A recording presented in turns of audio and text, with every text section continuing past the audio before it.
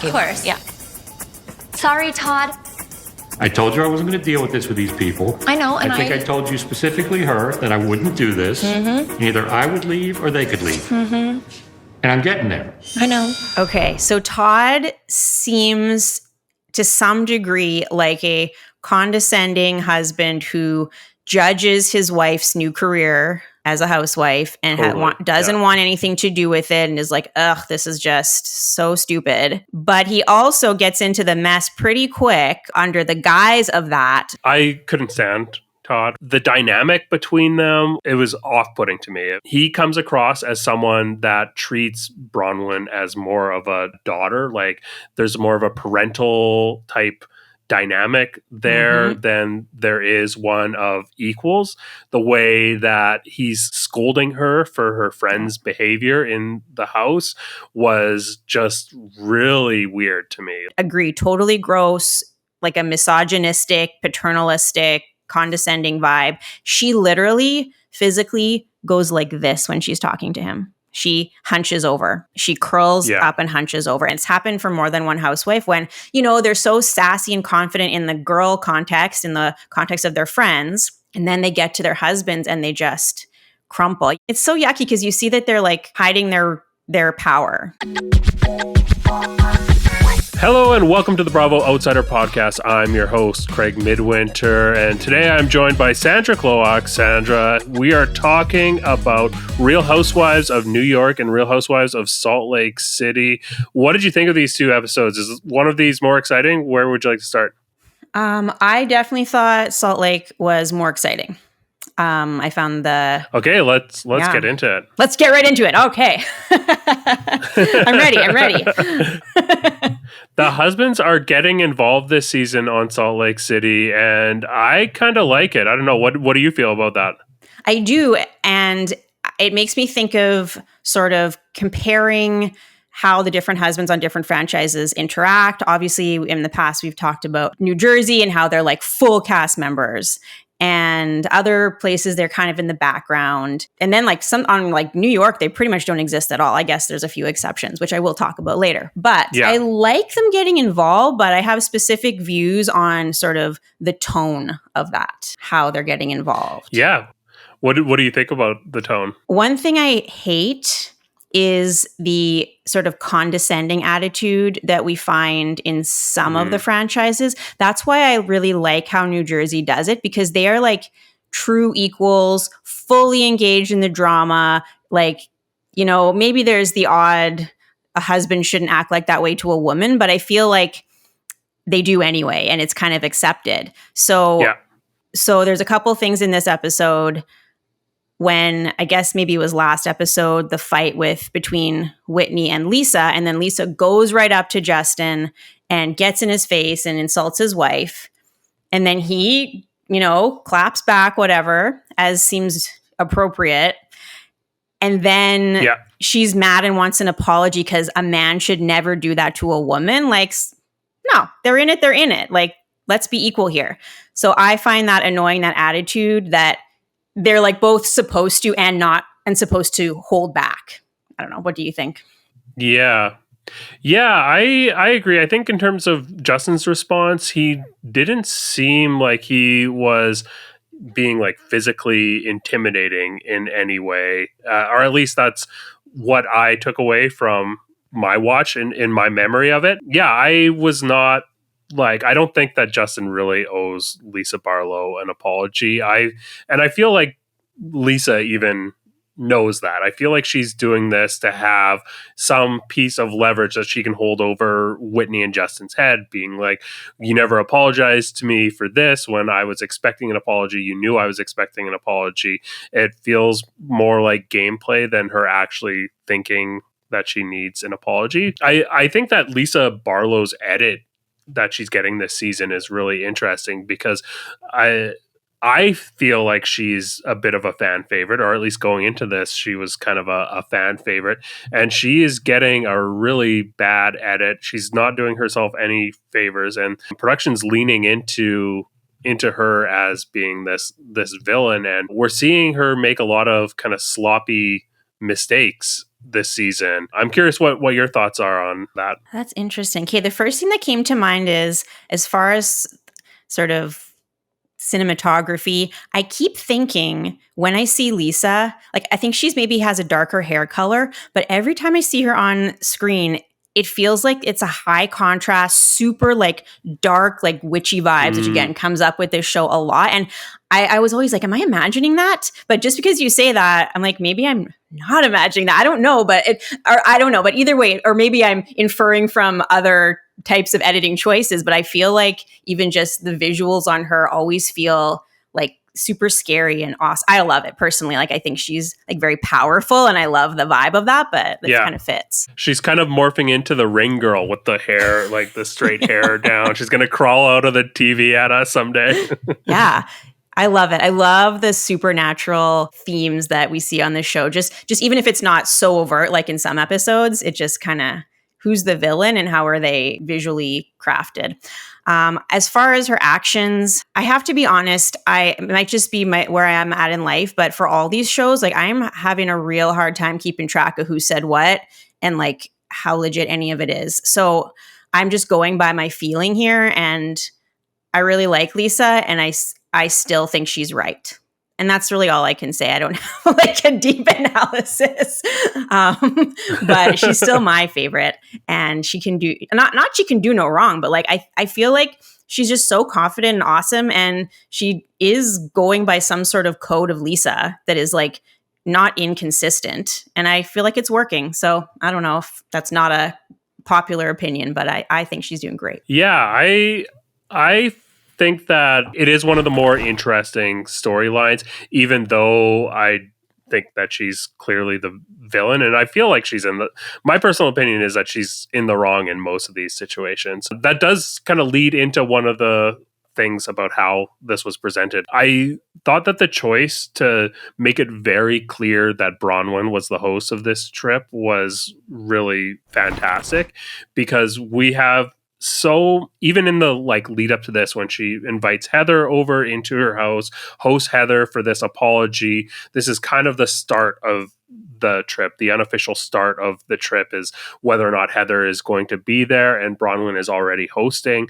We see as they're boarding the plane, we get that confessional of her being like a flight attendant and in that hosting position. And when we get to Palm Springs Villa, we finally understand why when this conflict goes down, because when Lisa makes the decision to call Heather on this trip in the pool when Bronwyn's not around, we see her kind of trying to take over the role of host by almost inviting Heather onto the trip, even though it's just on FaceTime. She's inviting Heather into someone else's house. And it's been made so clear in the edit leading up to this that this is Bronwyn's house. This is Bronwyn's trip. We get like little cutaways of Whitney and Justin talking about how, you know, Bronwyn and Todd have hosted a trip better than any that they have taken with any of their other friends and stuff like that. They really hammered it home, like the most phenomenal trip. What a trip, this trip from Bronwyn, you're right. Yeah, and so to craft out these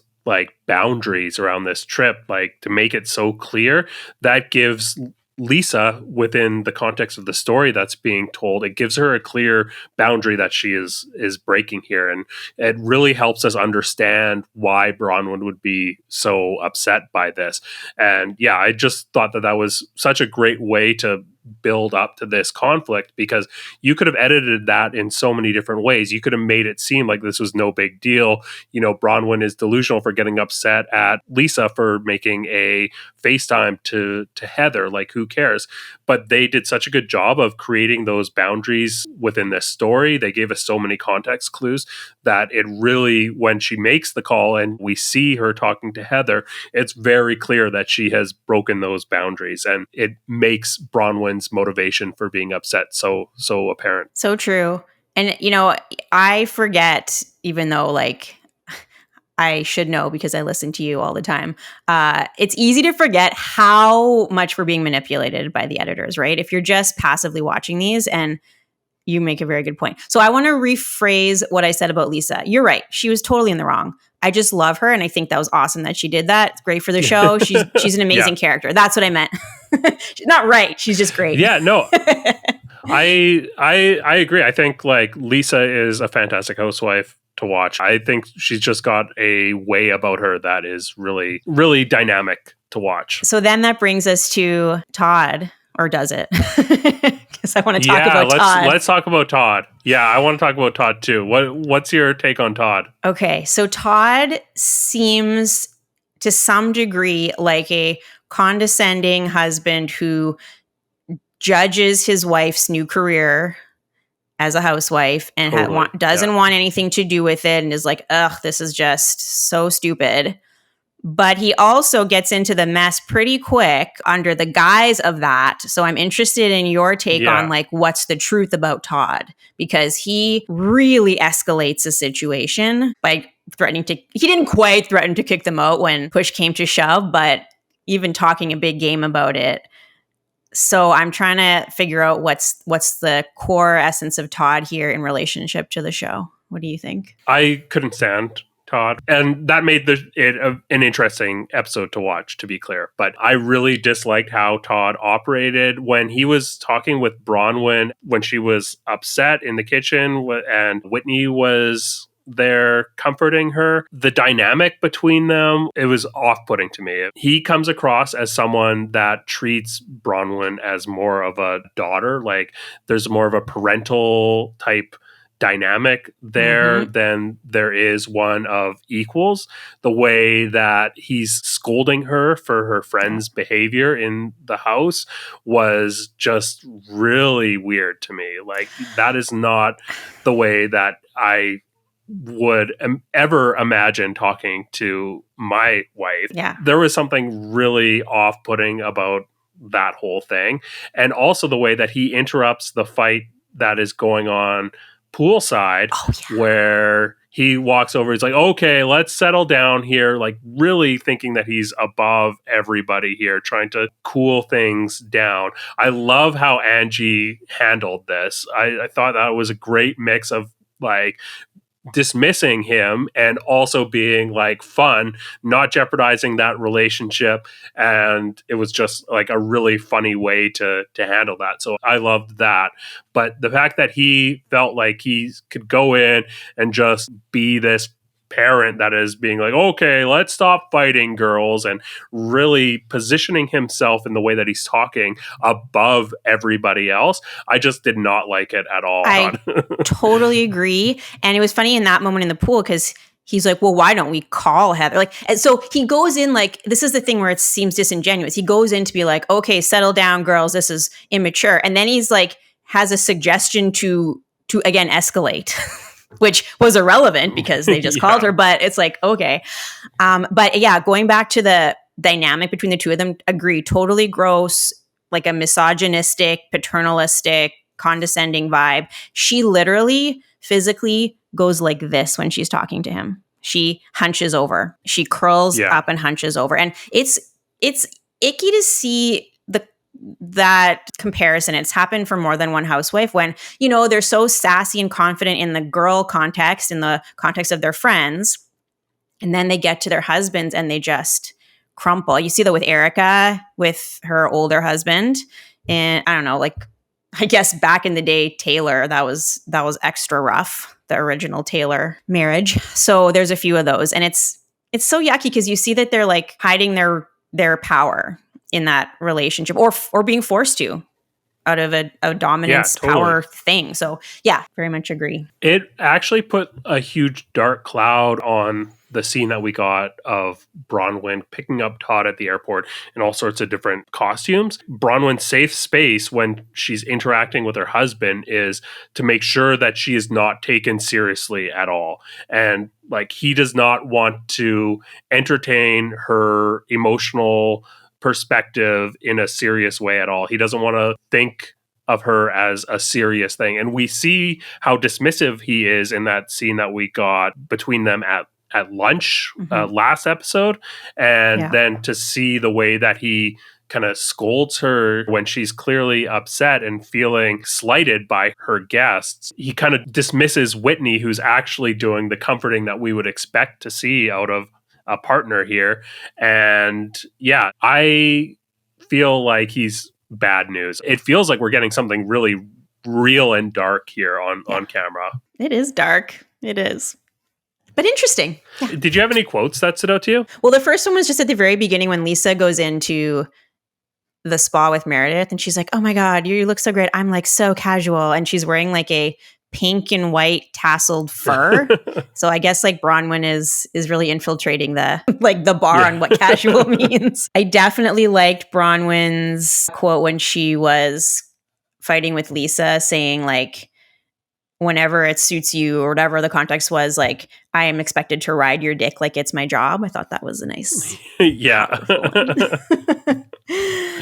Yeah, I feel like Bronwyn was owning Lisa in that whole back and forth. Like, I thought that it was a completely dominant performance in that argument. And there was so many good lines, and she was able to like cut off Lisa's argument lines really quickly and easily and shut them down before she was able to gain momentum. I think a lot of times when you see these like housewives one-on-one arguments, a big strategy is that they'll pick something that they can kind of snowball and try to build that snowball bigger than the snowball that started the argument.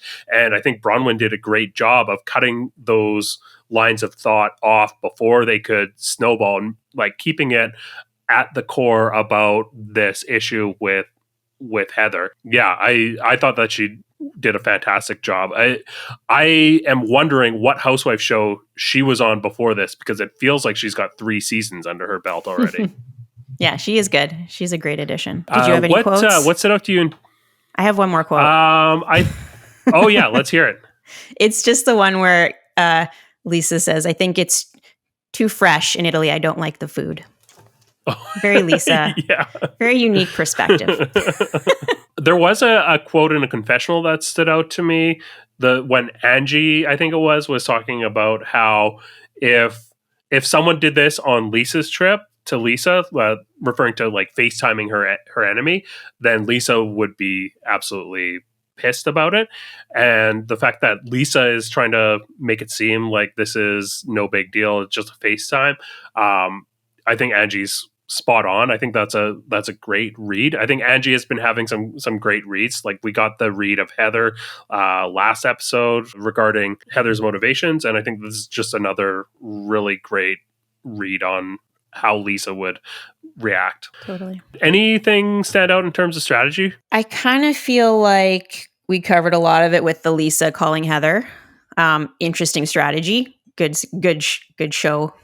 Key plot point. I also wrote down, and this goes for almost all shows, the currency of like checks and checking in on your friends. And it seems like you are looking for getting check-ins. You are counting the check-ins you get from everyone. Everyone has a check-in bank account for each person. And if you are low on that becomes a weapon. And that just felt very specific here. But even when I watched New York, I'm like, oh yeah, checks. Like it's really everything. Like the whole thing with Shannon and Tamara, like you didn't check on me. It's all, and that makes sense. Like checking in is part of a friendship, but it's interesting how specific it is always mentioned in a housewife context. Like there is a schedule of checks, and if you don't meet them, it's almost like you can never go above positive in your bank account. You can only go negative. So I don't know.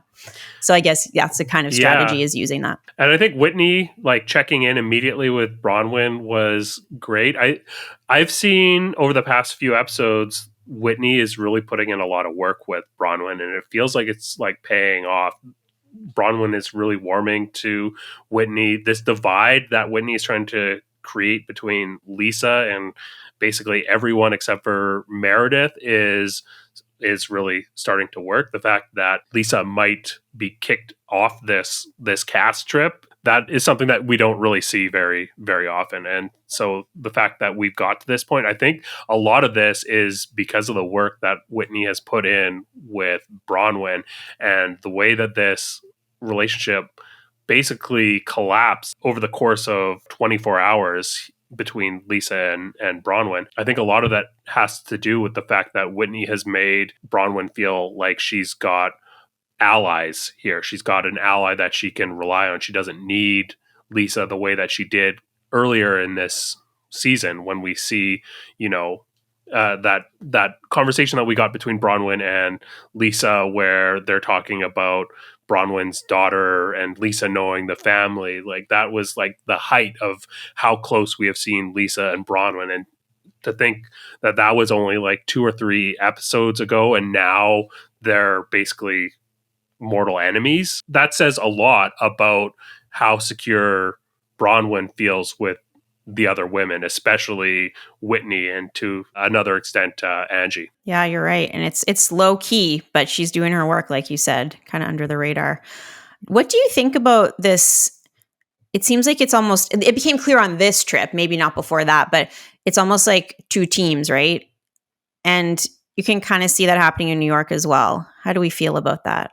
Is that like an interesting dynamic, or is it too black and white? I think that this is like a dynamic that we see pretty frequently on various seasons of Housewives, and so it's to be expected. We always get interesting content because of the fact that it's all about the personalities that are on there and what characters are doing and how they tend to operate best and what that team chemistry looks like. So I'm not mad about it. I really think that this is a good battle line to have drawn, because I really like Whitney for all of her manipulative ways, the way that she's able to really be a puppet master in my mind on this franchise. So I love seeing the way that she operates. I love how Angie interacts with everyone. So I think that the pairing of Whitney and Angie is really good.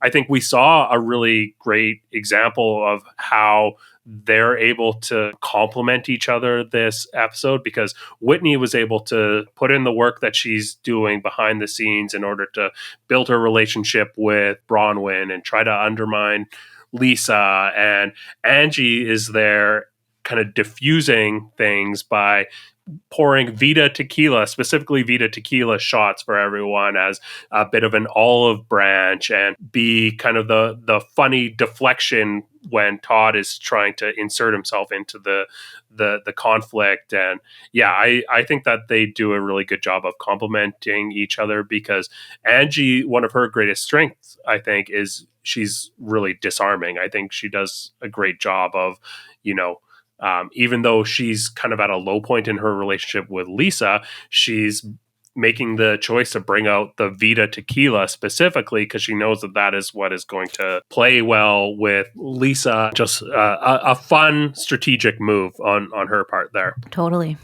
Did you have any other highlights from Salt Lake City? I wouldn't say highlights, but just a couple observations. Definitely noticed the $4 million necklace that Bronwyn is going to hopefully get from her husband. Yeah. And I guess that plays into that whole dynamic in some way of their marriage. And the other one was that car 1 on the way to the villa thing were not wearing seatbelts. That's Angie, Bronwyn, and Whitney. And I just thought that was unsafe. The other car was wearing very seatbelts. Unsafe, but they play fast and loose with everything, whether it's with their relationships or with their lives in the car. I love to see it. But I'm glad you brought up the jeweler here, because that scene did a lot of different things here that I really liked. It really showed how much Bronwyn's wealth elevates this show. We have not seen the type of display of excess on Salt Lake City as we have on other shows, I think. And so to see, the fact that they're looking at $4 million pieces of jewelry, and we get a shot of Bronwyn putting Charlize Theron's Oscar necklace on her dog. Like, it's such a trivial thing. I thought that was fantastic for really showing how much she elevates things. And then to get that contrast with like simultaneously playing this jeweler's scene with Angie's like down to earth goofing around with a soccer ball, slapping the water with like an oar at the same time, was just such a funny contrast, because you have this, these pieces of jewelry that are worth more than, most people's houses. And they're looking at that. That is very serious compared to Angie being completely unserious there. I thought that was just a lot of fun. Yeah, I think that about covers most of my highlights. Did you have anything else? No, I think we covered it. All right. Who are your stars from this episode? Lisa just has to have a star because I love her. Bronwyn gets a star because you're right. She did own her in that argument. Who's my third star? I'll give it to Angie because you're right. She's doing great. Yeah, those would be my stars as well. Definitely. Whitney would be an honorable mention here because I think that she is making choices that are important choices, and we're seeing the fruits of her work pay off here a little bit. But yeah, Lisa and Bronwyn are 1A and 1B. And then Angie is just always so much fun to watch. I think if anyone was wondering why Angie became center snowflake this season, by now those questions have all evaporated. She is the most fun person to watch on this, in my opinion. I'm disappointed that Heather's not here to add fuel to the flames. But yeah, and I'm also upset that Mary isn't on the strip because she's really been great to watch this season as well. But she's got more important things to take care of at home, I guess. I know that's a real dark tunnel over there with her family life. Yeah, and that's the one thing. Again, Todd is just trying to uninvite people to things on the show. You can't that cannot be your only drama contribution because we're just missing out on good people being in the scenes then. So we'll see how that all goes. Okay, we're going to talk about Real Housewives of New York City right away. Before we do that, be sure to like and subscribe. You know what to do there. But we also have a toll-free number. If you've got a take on Real Housewives of New York City or Real Housewives of Salt Lake City or any of the Bravo shows, we want to hear from you. Our phone number is 1-833-927-0178. Leave us a voicemail and we'll talk about whatever it is you've got on your mind on our next podcast. Let us know your thoughts. Plug your Instagram account or whatever. We'll play it all. We want to hear from you. We want to get your takes. So let's dive into Real Housewives of New York. What happened here? Want to give us a quick summary, Sandra? Jessel tries to deal with her marriage and her desire for a daughter. And Erin celebrates the fact that she has brought mezcal to America with a Cinco de Mayo party. And the fight about Brynn being a bad person continues at that party. There we go. I probably missed a few things, so feel free to jump in. No, I think that was a pretty comprehensive summary. That was the core of this episode. Were you left with any burning question at the end of this? Why are Jessel and Pavitt married? Yeah. Very, very good question. I think that scene between them out for dinner was seared in my mind. That is bigger than the party for me. That was the emotional core of this episode. Yeah. I'm curious, what's your read on that relationship? What I wrote in my notes is, I hate Jessel and Pavitt's marriage. Yeah. I think as I was watching that scene, and we've seen many other similar interactions with them, I was like, is there something good here? Do they have a camaraderie and they just are kind of no frills? But I'm like, no, I think they maybe hate each other and there's no love and there's certainly no sexiness, as we've seen evidenced many times as the plot point of last year was her not having sex, and then she allegedly did. But she keeps comparing herself to food items and that he could bread and butter her or whatever. So I think they don't like each other and they're just making it work. They have kids and they might as well have another kid because they have one on ice, and it's kind of dark. I don't know. I think they don't hear each other. They don't understand each other. And it's frustrating to watch them interact. What do you think? Yeah, I mostly agree. I think that I don't get the sense that they hate each other. I get the sense that, and maybe this is worse, that Pavitt is completely apathetic towards Jessel.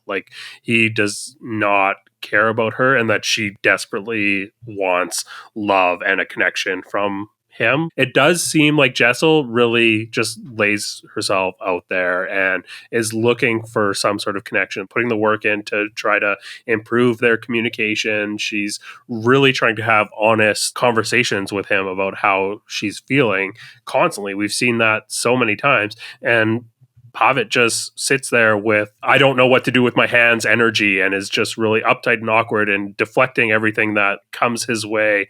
And the fact that she keeps comparing herself to these food items, it is starting to feel like it's less sexual and it's more like, this is the thing that he cares about. I want to be the thing that he cares about.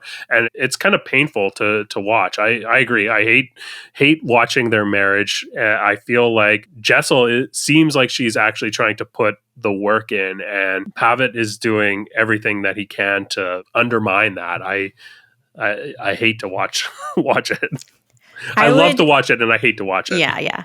I would counter that slightly. I do see she's putting some work in, but she has a criticism for everything about him. Like he can't do right. I see it coming from both ends. She demeans his, I understand why she has a complicated relationship to what he's passionate about, but she's always like demeaning his passion for food and what was it, being on like the fried chicken like committee of New York or something. Like she thinks it, she dismisses it. She's dismissive. He's always doing something wrong. Like he kind of said, like, I can never do enough. Or is that him or another husband? I don't know. But like he can't, like she's asking for all these presents and he for sure has no interest in giving them to her. But there's something missing on both ends. I don't know that she's like an innocent party in this. I think he's getting some very negative vibes from her. What's the chicken and the egg? I can't say, but there's some toxicity on both ends. I don't think he's feeling a lot of love from her either, in a different way. Yeah, I think the fact that he just didn't even engage in the theme of her birthday, didn't get her a birthday gift, like there's like bare minimum partnership that you can do to show someone that you love them, and he's doesn't seem willing to do that. I could see how she would be resentful of him putting so much passion into something else that isn't their relationship when it's so starved. But I do think that you're right. She's very critical of him. I kind of chalk that up to what Lisa Vanderpump would call British humor. Like that's just kind of her style, is to make jabs. But, that could be something that leads to resentment within the relationship. Maybe that is the source of him pulling away and just closing himself off. For sure, she shares some blame here, but what we're seeing on camera is her putting work in and her being honest about what she wants and not really knowing how to navigate that situation because he's not giving her any guidance. He's trying to dismiss going to therapy. He's putting off the idea of even talking about having another kid. And she's just like, well, what am I going to do with these expensive eggs I've got on ice? I really feel badly for Jessel when I watch them together. I don't feel sorry for Pavitt at all, really. I mostly just feel bad for Jessel. Well, I didn't know I was Team Pavitt until this conversation, but to rebut, again, we don't know what happens off camera, so we can't quite know what came first and where resentment might come from, et cetera, and then breed more resentment. But she came to the party discussion like, well, you've done nothing and you're probably going to do nothing, right? And so you're just a guest. And he's like, yeah. Like if you are always getting that like extreme negativity, of course you're going to just be like, yeah, you're right. I'm going to do nothing. So that's what I see happening. But maybe that comes from him originally doing nothing. Totally possible. But I don't know. I wouldn't want to help that person either if they were talking to me like that all the time. So, yeah. And true. One thing is interesting. He finally actually did address, for once, he didn't say, we'll see. He said, the decision's made. We're not having a baby. He said that at that dinner. Yeah. You shouldn't have a baby if you don't want. That's a really shitty. But yes, it's a shitty way to say that for sure. It's not a productive communication. That is a sentence that is completely dismissive of someone's feelings. You could say, I really feel strongly that I don't want another kid. Yes. That is at least something that is open to someone else having valid feelings, not the decision's been made. You've got no power in our relationship. There's no need to entertain what you're thinking because it doesn't matter. That's such a shitty way to say how you're feeling. It is, and it really does. And I can't defend him on that. And also, I don't care to defend him overly. I just think it's a little more equal than you do. Yeah. But it's a hard one if you don't want to have a kid. But it just shows the way he said it shows his lack of care for her whatsoever. Totally. Anything stand out to you in terms of the presentation on this episode? I don't really know that anything did, to be honest. It didn't feel like that dynamic of an episode to me, but I'd love to hear if you have something. I mean, there's a few things. I think you're right. It was a little lighter in terms of that content. I did enjoy just aesthetically the presentation on Pavitt and Jessel's dinner, like the striking red versus white. But I think the thing that was most visually interesting to me was the scene that we got with Raquel and her partner. I can't remember her partner's name, but where they're talking about their relationship and their engagement. I thought the choice to set that where they set it was really great because there was so many neutral and earthy tones in the environment. And we see pieces of art that are made out of grain and just this real like natural feeling, this raw feeling to that scene where they are, we're getting that piece of her background. It felt like such a personal, intimate setting, and it felt so honest just because of the surroundings there. So hearing the background on how her partner was painted as this home wrecker by all of the people within the community, and it was because of the circumstances and choices that Raquel made in order to preserve this idea that she's in a relationship with her past partner for the sake of their business because their finances are tied to that. And we've got that contrast of her putting this superficial idea in front of her actual honest feelings, like prioritizing this financial gain over this love that she's having, her honest emotions. I thought that it was really good to get that kind of introspective exposition that we got where that was set. It really added a lot of color to her character. And I don't see a lot within the Bravo community talking about Raquel as an addition to Real Housewives of New York, but I think she's a really great addition. I think that we're getting a lot of honesty from her here, and I'm really enjoying watching her. Yeah, I think you're right. I think that was one of the most interesting things about this episode and her story. Like, this cast is unique because there's a couple of women who, I don't want to be mean to all the other housewives, but are like really legit, have amazing careers, are not housewives in any way the traditional sense, and that's totally fine. Right. In fact, none of them are. But, we have Jenna Lyons and we have Raquel. And, I love the petty drama, but it's actually like, oh, this is just like a genuinely interesting person. And I don't mind seeing them on my screen. Like that's kind of refreshing. And we don't see that a ton. And her story, just like she expressed there, was super fascinating. And I found the setting interesting because it was actually incredibly casual and one you don't usually see housewives at. It was like a cafeteria at some art gallery or something, right? And it was, you got styrofoam plates with some random snacks. And I just thought it was a unique setting in that sense. I don't know what it means, but I noted it as not like a fancy restaurant. And there was just like real people all around. So I thought that was kind of cool. Yeah. I mean, they're really trying to frame Raquel as something different from what we're used to seeing, because you're right, this is a completely different setting than we would normally see a scene like this. Normally it's going to be on some patio somewhere where you're getting the expected fancy-ish meal, and we got table service and whatnot. Waiter always walking in and awkwardly breaking the tension, and here we don't. We just get them within this self-serve environment where, like you said, there's a spread and they are just going up and they're on communal tables. And I think that has a lot to do with how they are trying to position Raquel as a housewife. We're seeing a lot of variation in terms of how they are trying to frame the housewives on Real Housewives of New York. It really feels like it's a testing ground for how they can evolve the rest of the franchises and kind of freshen them up, because they're trying a lot of different things in terms of how they are framing people and where they are deciding to lean into drama and where they're, just leaning into the actual real lives of people and their kind of emotional, personal journeys. I think it's refreshing to see. I know there's a ton of criticism about the new Roni cast. I've seen, reels and Instagram posts talking about how this show is boring, bring back the old wives. But personally, I love it. I think I love to see them trying new things and experimenting a bit more with the dynamics and the overall storytelling here. I think that it's great to see. We need to see it somewhere. Otherwise, these shows are going to get stale. And kudos to production for doing that. Totally.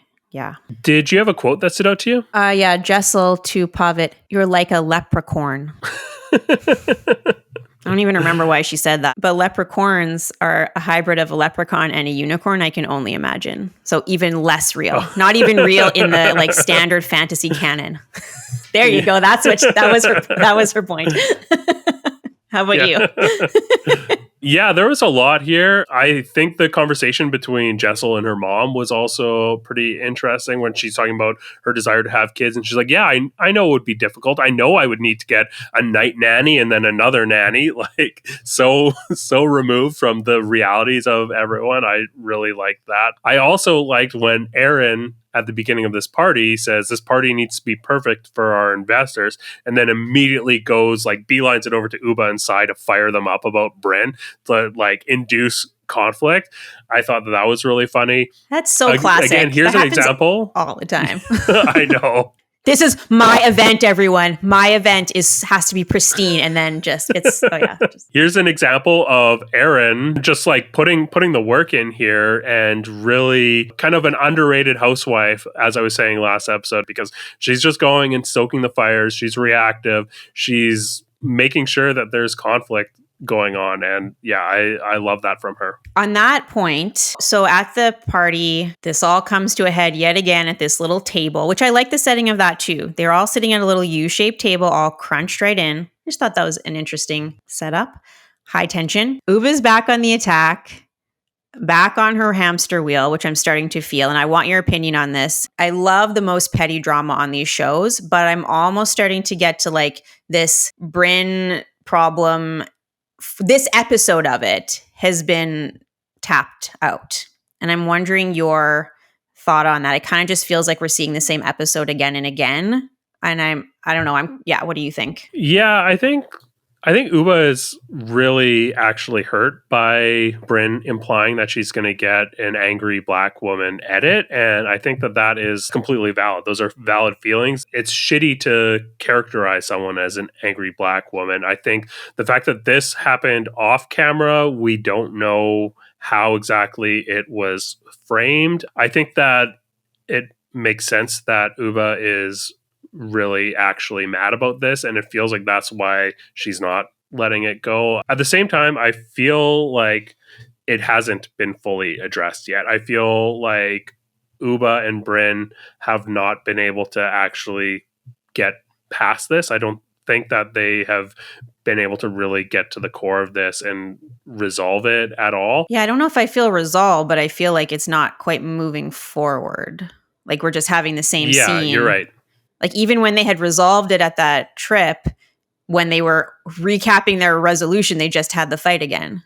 So it's a big deal. And I guess it's complicated, the whole angry black woman act, or is she just trying to protect, or is she doing it in a malicious, passive aggressive manner? Bryn put out a statement about how it was mischaracterized as if she was just bringing that up out of nowhere when that wasn't the case. So it's all kind of convoluted as to how it came about, right? You might have talked about that last time, but Craig, how can they fix this? How can they patch up their relationship? How can they move forward and resolve this? I don't think that they'll be able to actually patch up their relationship. It feels like right now the only thing that's going to help is time, and probably for them to stop trying to rehash it and find a new ground in order to engage with each other, just kind of move on. I don't know. I don't know how you resolve that. It certainly strategy-wise seems a little suspicious that Bryn would go plant this sort of bomb about the angry black woman edit and then proceed to play very passive aggressive, always being like, I'm the calm one. I'm the one that's walking away. I'm not going to go over there, which is obviously just riling up Uba more, which is understandable if she feels she's being manipulated, which she said very clearly. So I guess, is there any legitimacy in Bryn sort of disengaging, or is it total manipulation? Yeah, I think Bryn is maybe in over her head here a little bit. We've talked about the way that Bryn operates is that she wants to put things to bed really quickly, and then if she's still mad at you, find a new conflict where she's got the higher ground. And I don't think she sees a way forward where that strategy is going to work, which she's probably right about that.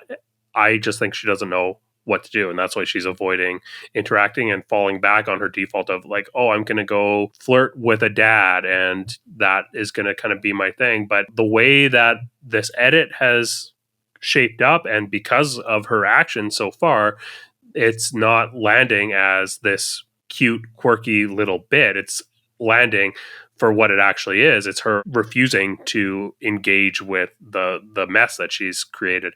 So I don't think that this is playing well on screen for Bryn at all. I think the mark of a good housewife is if she's able to overcome this and have a bounce back season next season. I'm curious to see what sort of elasticity she has as a housewife to bounce back from this, because she's really at a low point here, which is fine as long as you can come back from it, and as long as you're keeping it interesting and not engaging and removing yourself and falling back on your bits is not going to be sustainable. I don't want to see her keep removing herself and just kind of being on the peripheries, trying to be like, oh, I'm flirting with dads, blah, blah, blah, blah, blah. That's going to get stale really quickly.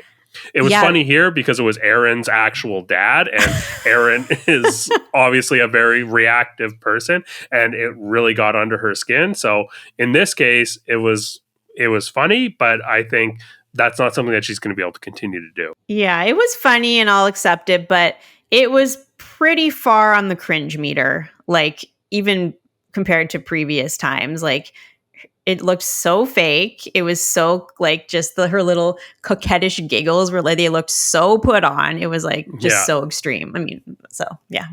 Gave me a little shudder in a not a good way, definitely.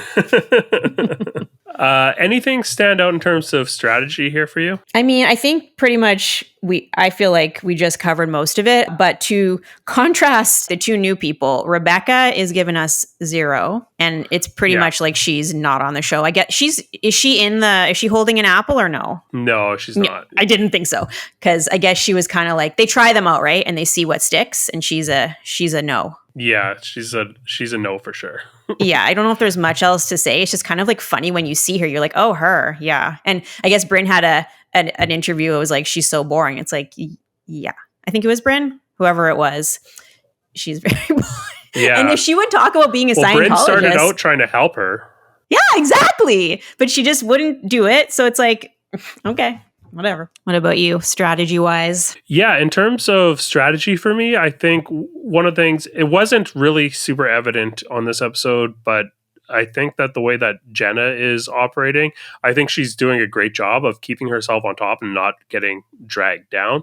She did a great job of managing the relationship with Aaron last episode. I think that we ended up seeing that, you know, Aaron's issue is not actually with Jenna, it's actually with Bryn, and she was using Jenna as a bit of an outlet for her anger, since she did have a meeting with Bryn, and Bryn was able to get them to move past it. Even though Aaron's anger is not actually resolved, they've put their issue to bed, and I think Aaron was looking for an outlet, and she lashed out at Jenna and was angry and jealous of that close relationship there. So I think that Jenna, we're seeing that she is being active with Aaron and really trying to repair that and make sure that things are good there. I think the way that she's taken all of the conflict that she had with Sai, and that seems like it's fine now. They're in a better place. When we see her at at the table when she arrives at the party at the end, we see that she's back at the top and she doesn't really have any threats to her power structure. So yeah, I just feel like we've seen the end of this arc where she's at risk and she's back being the top player and everyone underneath is kind of fighting for her allegiance again. So I like that. I think the most interesting thing is just the decisions that are being made by Brynn here and her when she's deciding to engage and how she's going to play that. That's what I'm most interested in seeing in terms of the conflict and the social strategy here. I have no idea. Like I said, I've got no idea how this is going to resolve. And I think the tease at the beginning of this season showing the end of the season where there's still conflict between Uba and Brynn, I don't think we'll get a resolution here. So I'm curious what that means for the reunion and what that means for future seasons. I think it's going to be a very important reunion for Brynn. How she's able to handle herself in that reunion is going to be pretty key. I don't know if she's at risk of not coming back or not. I think if she is, it's because she might isolate herself from everybody and not have enough people to work with her. But I think the fact that she's at the center of all this conflict, that is good, and she would get another season normally unless she goes too far and burns all her bridges. Yeah. Interesting. How about highlights? What do you have for highlights? Anything we didn't cover? I don't think so. I think we did end up covering them in our discussions. Who are your stars here? I'll give a star to Raquel for her interesting story. An interesting person that she is. I'm going to give Uba one because as much as she may be repeating herself, I think she's a really dynamic personality and she just brings a lot of interesting sort of landscape to the show. And I like hearing what she has to say, whatever she's saying. And I'm going to give my third star to poor Pavit, the hard done by husband of the tyrant Jessel. My number one star is going to be Jessel. I feel like we are seeing her putting herself out there emotionally on camera, which is a hard thing to do. She's in a tough position in her relationship, and we're seeing that all play out. And at the same time, it's not weighing on her in terms of her relationship with the rest of the cast. I think she's still a fun addition to any sort of situation that we're getting there. We saw everyone talking about how great Jessel's party was last episode. Like everyone comments about how fun it was. So yeah, I just love that we're still seeing a fun, goofy side to Jessel. It's Totally. Serves her well. And I do love Jessel. There's such diversity in the personalities of this show. I think they really complement each other. And just the fact that she just kind of doesn't have a filter is just so nice. And she's like, who stinks here? And it was the onion. It's just so cute. Like, it's just very, like, Jessel's the kooky one and it works really well. So fair enough. Yeah. Number two for me is going to be Erin. Like I said, she's underrated. I am fully on Team Erin now as a housewife. I think she's one of the best housewives on this cast because she's doing the work that is needed in order to create conflict, and she is working hard. She's underappreciated. She's reactive. She's a great housewife now. I said it. I know, unpopular opinion. Roast me on our voicemail, 1-833-927-0178. Tell me how wrong I am, but we're Team Erin here. Let's go, Erin. She is number 2 star for me. Number 3, I'll actually give it to Brynn because not that I think she had a great performance here, but I am compelled to see how she's going to get out of this situation. I do think that even though she's in a tough spot getting a bad edit, she still is like a great housewife. I think that you can, great housewives get themselves into bad spots and get bad edits. And, that's part of what makes the journey compelling because they ebb and flow. And I think that she's still likable. Like there's something about her that is still likable to me. She's engaging. So I want to give her a star here. I'm excited about the possibilities for how she's going to navigate this conflict as long as it doesn't get stale and we're actually kind of making progress with Uba. It could go either way. It could snowball into something even even bigger, and indications point to that. If I shake the magic 8 ball, all signs point to yes, it's going to get worse before it gets better. But yeah, I'm excited by the possibilities here. Totally. I have 2 questions for you. Who do you think is the weakest character on the show? The only one we haven't talked about today is Sai. But they're all pretty strong. Other than Rebecca, or she doesn't count. Yeah, I think, well, if we're counting Rebecca, it's going to be Rebecca. But I have liked what we've seen from Sai so far this season. I think that, we're seeing her try to grow here. We're still seeing her get into interesting conflicts again with Bryn. The relationship that she is growing with Jenna is really strong. I think that this is actually a pretty strong cast that's finding, it's really finding its legs here. Like I said, maybe it's a minority opinion. If you look online, it would seem as though people just don't like this cast, don't like this new direction from Roni. I get it. The last cast was iconic. It was great. But think about the last season that we got with that cast. It was bad. It was just like not a fun watch. There was not a lot that was really compelling about it at the end. So they needed to do something. And I think what they did was really great. They created a fresh start and a place where they can experiment and see what a new generation of housewives is going to look like, where we can find more emotional depth.